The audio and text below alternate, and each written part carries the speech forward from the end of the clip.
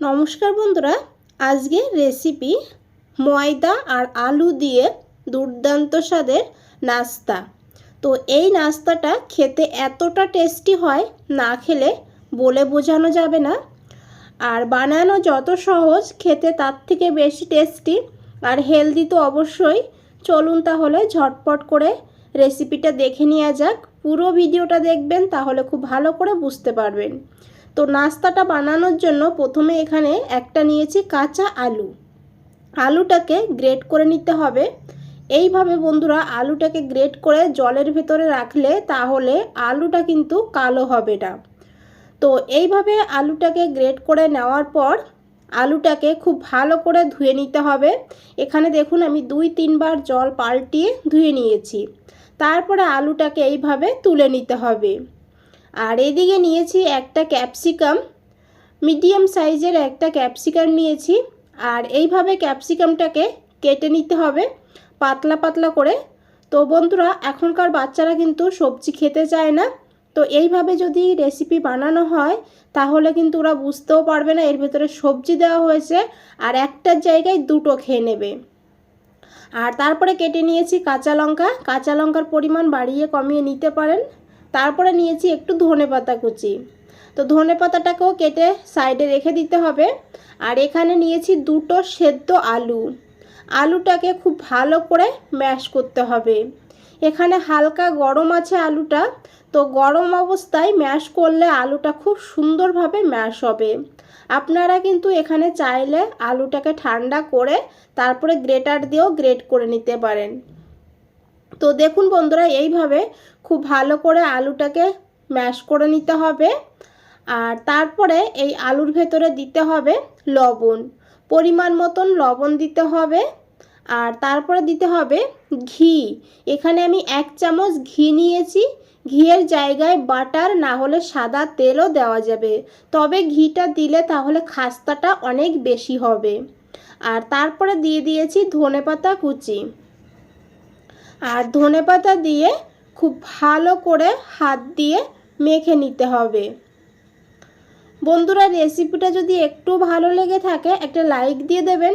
নতুন বন্ধুদের বলছি, চ্যানেলটা এখনও সাবস্ক্রাইব করে না রাখলে চ্যানেলটা সাবস্ক্রাইব করে পাশে থাকুন আর আমাকে এগিয়ে যেতে সাহায্য করুন।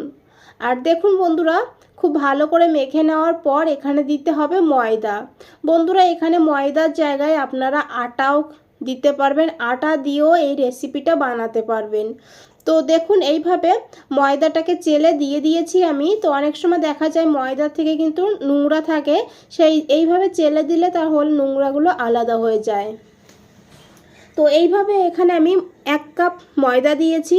আর এখানে আমার 2টো আলুতে 1 কাপ ময়দা লেগেছে। আর আটাটা মাখতে হবে, খুব নরমও না আবার খুব শক্তও না, দেখে বুঝতেই পারছেন। আর ঢাকা দিয়ে 5 মিনিটের জন্য রাখতে হবে সাইডে। আর এদিকে একটা প্যান বসিয়ে দিয়েছি, নিয়েছি 1 চামচ তেল। যে কোনো তেল নিলে হবে, এখানে সর্ষের তেল না হলে সাদা তেল। আর তারপরে দিতে হবে 1/2 চামচ গোটা জিরা। আর দিয়ে দিতে হবে কাঁচা লঙ্কা কুচি। বন্ধুরা, এখানে কাঁচা লঙ্কার পরিমাণটা আপনারা বাড়িয়ে কমিয়ে নিতে পারেন, আবারও বলছি। তো এইভাবে দিয়ে একটু ভেজে নিতে হবে লঙ্কাটাকে। সুন্দর একটা ফ্লেভার ছাড়লেই তখন এখানে দিতে হবে আলু গ্রেট করে। যে আলুটা আমরা গ্রেট করে রেখেছিলাম সেই আলুটা দিয়ে দিতে হবে। আর আলুটা দেওয়ার পর একটু এইভাবে নাড়াচাড়া করে মিশিয়ে নিতে হবে। আর মিশিয়ে নেওয়ার পর এখানে দিয়ে দিতে হবে ক্যাপসিকাম কুচি। তো ক্যাপসিকামটা এখানে একটু বড় বড় করে কেটেছি, তো ক্যাপসিকামটা আগে দিয়ে দিতে হবে। আর দিয়ে খুব ভালো করে আলুর সঙ্গে মিশিয়ে একটু সময় ভেজে নিতে হবে। তো বন্ধুরা, আমার ছেলে সত্যি কথা কি এই ক্যাপসিকাম দেখলেই ওর নাক ছিটকাবে, ক্যাপসিকাম খেতে চাইবে না। তো এইভাবে যদি আমি এই রেসিপি বানাই না তাহলে বুঝতেই পারে না, আর একটা জায়গায় দুটো খেয়ে নেয়। তখন আমি পরে বলি এটার ভিতরে কিন্তু ক্যাপসিকাম দেওয়া আছে। তো এতটা টেস্টি হয়। তো বানিয়ে এইভাবে দেখুন, আর বাচ্চাদের এইভাবে সবজিগুলো খাইয়ে দিন। তো দেখুন এইভাবে একটু ভেজে নেওয়ার পর দিয়ে দিয়েছি গাজর গ্রেট করে। এখানে 2টো ছোটো সাইজের গাজর গ্রেট করে নিয়েছি। তো গাজরটাকে দিয়েও কিছু সময় এইভাবে একটু ভেজে নিতে হবে। আর এখন দিয়ে দিতে হবে এখানে লবণ। লবণটা দিলে তাহলে সবজিগুলো খুব তাড়াতাড়ি সফট হয়ে যাবে। তো লবণটা দেওয়ার পর খুব ভালো করে একটু মিশিয়ে দিতে হবে। আর মিশিয়ে দেওয়ার পর ঢাকা দিয়ে 2 থেকে 3 মিনিটের জন্য লো ফ্লেমে রাখতে হবে।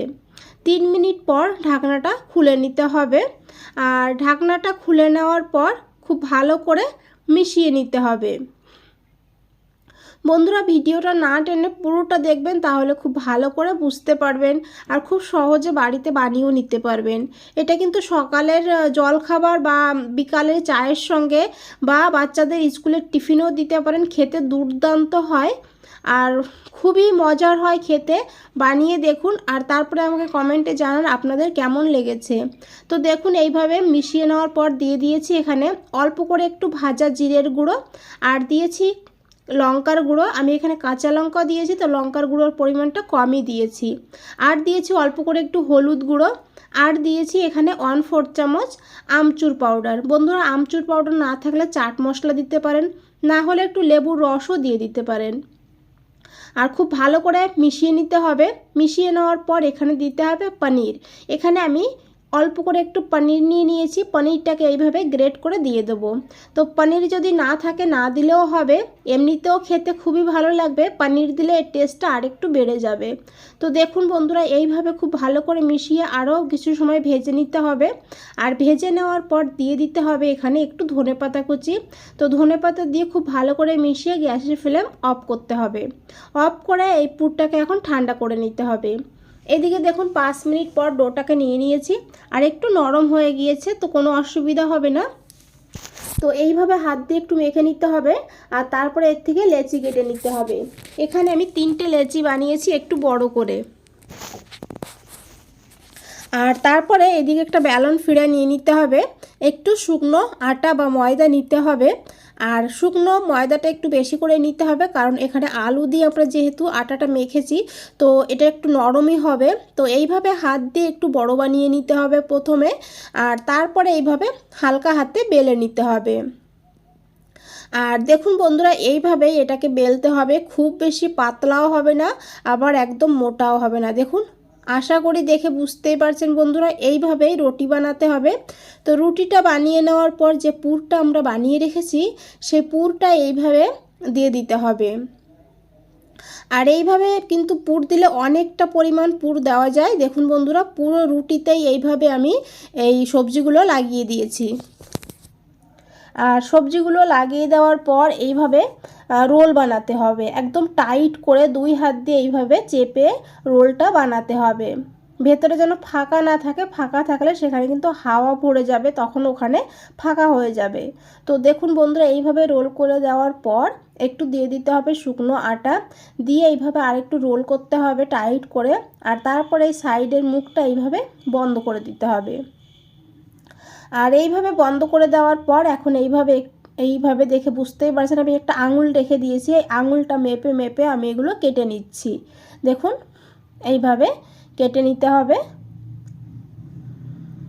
আর কেটে নেওয়ার পর এইভাবে একটা একটা করে উঠাতে হবে, আর এইভাবে একটু হাত দিয়ে চেপে এটাকে গোল বানাতে হবে। দেখুন বন্ধুরা এইভাবে, তো গোল বানিয়ে এইভাবে হালকা হাতে এইভাবে একটু চেপে দিতে হবে। দেখুন হালকা, খুব বেশি না, এইভাবে হালকা করে একটু চেপে দিতে হবে। আর এইভাবে চেপে চেপে এই সব নাস্তাগুলোকে বানিয়ে নিতে হবে। খুবই সহজ আর সাধারণ রেসিপি, কিন্তু খেতে হয় অসাধারণ। বানিয়ে দেখুন একবার। আর ভেতরটা তো খুবই টেস্টি হয়, আর উপরটা এতটা ক্রিস্পি আর এতটা মুচমুচে খাস্তা হয়। তো এইভাবে দেখুন সবগুলো বানিয়ে নিয়েছি। আর এদিকে একটা প্যান বসিয়ে দিয়েছি, প্যানটাকে ভালো করে গরম করতে হবে। তারপরে দিতে হবে 2 চামচ সাদা তেল। তেলটাকেও খুব ভালো করে গরম করে গ্যাসের ফ্লেমটা লোতে রাখতে হবে। লোতে রেখে একটা একটা করে নাস্তা দিয়ে দিতে হবে। আর এক সাইড ভাজা হলে এইভাবে তারপরে এটাকে উল্টে দিতে হবে। আর লো ফ্লেমেই বন্ধুরা ভাজতে হবে, হাই ফ্লেমে ভাজলে তাহলে কিন্তু উপরটা তাড়াতাড়ি কালার চলে আসবে আর ভেতরটা ভালো ভাজা হবে না। এখানে আমরা কম তেলে ভেজে নেব, তার জন্য এখানে এইভাবে একটু টাইম নিয়ে ভাজতে হবে, তাহলে কিন্তু খেতে দুর্দান্ত হবে। আর দেখুন বন্ধুরা এইভাবেই ভেজে তুলে নিতে হবে। আর এখানে তুলে নিয়েছি দেখুন। আর এটা চা, সস, চাটনি যে কোনো কিছুর সঙ্গে খেতে দুর্দান্ত লাগে, এমনিতেও খেয়ে নেবে বন্ধুরা। আজ তাহলে এই পর্যন্ত, ফিরে আসছি নতুন কোনো রেসিপি।